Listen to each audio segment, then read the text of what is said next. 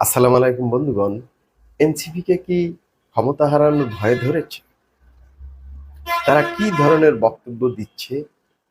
নির্বাচনের বিরোধিতা তো করছেই, এবং এখন লাগামহীন বক্তব্য দিচ্ছে প্রধান উপদেষ্টার বিরুদ্ধেও। এখন তারা কি নির্বাচন ছাড়াই ক্ষমতায় থাকতে চায়? তাহলে সেটা তো হবে স্বৈরাচারী কায়দায় থাকা। নির্বাচন হবে, আপনারা নির্বাচনে আসেন, এনসিপি নির্বাচনে আসবে, জনগণ যদি তাদেরকে চায় তাহলে তারা ক্ষমতায় থাকবে। এতদিন তো তারা থেকেছে, জনগণের প্রত্যাশা তো তারা পূরণ করতে পারেনি।